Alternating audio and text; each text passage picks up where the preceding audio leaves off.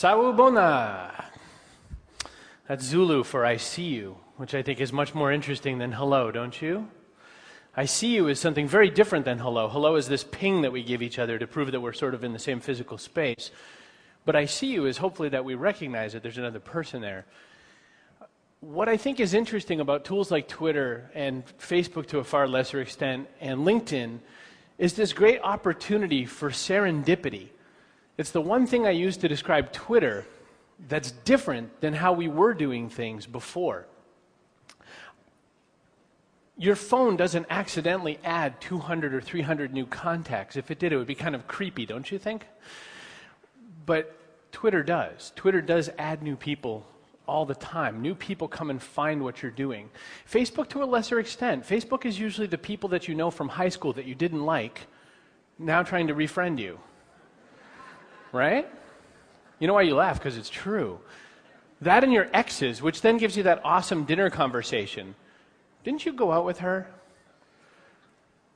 Twitter, you have far less explaining to do, don't you?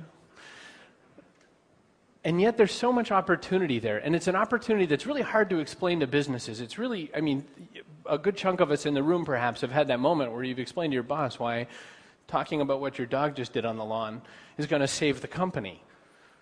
And yet there's so much value there. And the first and foremost thing I want to offer is that if you are not spending time using search.twitter.com, or the search part of TweetDeck or your Seismic or whatever your choice of application is, then you're missing the best of the opportunities, because there's so much value in not what your friends are saying, because I mean you already get what they're saying, but in what people are saying topically about a location.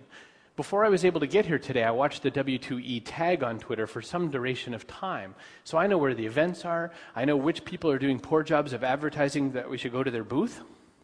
I know which people act like humans and actually talk to people versus just advertise and market at me. So I already have an opinion formed on some of the people that I haven't even met yet based on this. It's amazing what you can do. It's amazing that when I came to New York a little while back and I was about to come and I asked the question, where should I stay? Where are the cool kids hanging out in Manhattan right now for hotels? Chris Keefe at Ripple 6 at the time said the Roger Smith Hotel down on 47th and Lexington. Shortly thereafter, Brett Petersell from Mashable said the Roger Smith Hotel. The third person who connected with me was the Roger Smith Hotel and said, you should come, we have a blogger special. I've since learned that all hotels have an everything special, and if I said I loved ice cubes, they probably had an ice cube special. But they reached out to me, and they connected with me. And they're right on the corner of 47th and Lexington. Go there, if nothing else, to eat bacon in Lily's restaurant. If bacon had a god, it would live at the Roger Smith Hotel. Down the street, right down the street, is the Four Seasons Hotel, which is, you know, a very good place. Isidore Sharp knows his business. But there's far less people rushing in and out of that place than the Roger Smith. And I know that the doormen, and I know eventually the managers, go out on the street sometimes and look over at the Roger just down the way and wonder, how did they lose so much business? And how does the Roger Smith get so much business? And the answer is they're a live voice communicating with us on these platforms. What should you be doing with these platforms? Well, number one, you should be listening far more than you should be worrying about what to say. Number two, I want to offer you something that's given me vast monetary gain. Spend 12 times as much time talking about other people as you do yourself. 12 to 1 is my ratio of finding other people's good stuff and pointing it out to others. The more you talk about other people, the more this is a gift, and it's a way to build respect, reputation, and trust. I'm a big fan of those things. The more I spend my time looking for good work by other people, the more I deliver that value back into my system, and the more people follow and then spend time talking about what I'm into. Use your @replies far more than you have been to date. And now this is where I have disagreements with a lot of people. Robert Scoble believes I'm using Twitter wrong. By the way, also Google, you're doing it wrong, because I'm starting to rank for that. I'm proud of that. I believe in responding to as many people as I can. So on every single day, I'm 80-something% of my tweets are responses to other people. Do you know what happens? Sawubona. I see you. You feel seen. It's a whole magical difference than what the news sources are doing and then what lots of the products are online. When a product barks at you all day that you should try XYZ product, the only great thing between Twitter and email is that we can opt out of everybody on Twitter.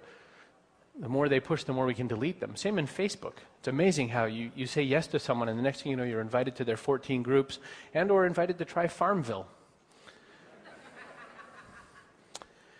What is more sad than making digital sheep?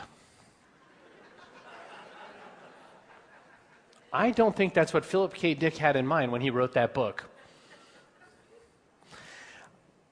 What an inside joke.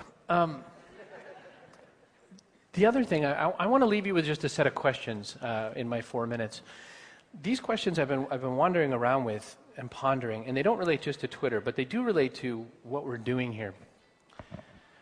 That call might be for me. The very first question I want you to think of, these are questions for you to ask yourself after this. Number one is, how do we share? How do your products share? How do your services share? How do you share? People looking for jobs, the people who had a live, healthy, thriving network, who used LinkedIn as a communications tool as opposed to a digital resume, now still have a job. People who built their resume after they got laid off, or people who only linked and networked with people in their industry, are still looking for jobs 16, 18, 19, 24 months later. How do we share? Answers lots of things. Ask that question a lot in your business now. How do we extend experiences and relationships? This event, I was watching all the speeches before I walked into the room by watching Seismic and watching the W2E tag. So I got to see how Tara Hunt did on stage. I got to see how David Armano's project went. It was really exciting. How do we extend experiences and relationships? And also, how do we bring them outside of where we are right now? This website for Web 2.0 Expo has all these tools that allow us to network. I think that these tools have some opportunities to improve, but I think that even just bypassing them all, gate jumping, and making new paths are where the opportunities are. How do we collaborate?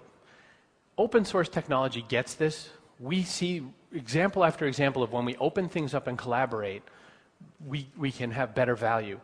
But we're not thinking this way communications-wise. We're not thinking this way in just our general business flow. And we need to drive Twitter and all these other tools deeper into the organization. And we need to drive the use of said collaboration technology inside the firewall harder, deeper, faster. Socialcast, Yammer, those sorts of tools. How do we wire new networks is a question. And when I say that, I don't really mean technology-wise. I mean people-wise. Because my small, powerful network is hugely different than what my company would lay out or what any company would lay out. It doesn't actually pertain to just buyers, sellers, etc. How do we make new distribution? Do you want to know what Walmart and the mafia have in common? They conquered distribution. Walmart is the best distributor in the land, and that's why they keep crushing all these little mom and pop stores, is because they squeeze operational value out. I sat on an airplane with a guy who handled the food services part of Walmart in those grocery store ones, and one day the roof collapsed on one building, and by the time the roof had finally hit the bottom and they sent out the alarm and the text message hit him, he was able to reroute all of the food that was going there. He was able to get all the perishable goods out of there, all in a big buzz. Distribution. But the web's distribution is at once infinite and yet uncharted. If there's too many paths, then there's no real road. How do we develop relationships that yield? This might be the most important question for tools like Twitter, because just being there and just talking isn't really the game, is it? The relationships that yield is what we need to work on, which is how do we take this community, and hopefully you have a community versus an audience. The difference between an audience and a community is which way you turn the chairs. How do we then take that community and find the part of it that we need that needs to yield? We do need to make money. Baby needs to eat. How do we find that in these tools? And then very lastly, Ralph Waldo Emerson. For everybody who's looking for where's the stats, where's the ROI, etc., quickly a case study page. delicious.com/Chris Brogan/case study, the singular, is everything I find on the web that has anything to do with case studies for social media, for those of you who still need training wheels. I call case studies pants for your ass.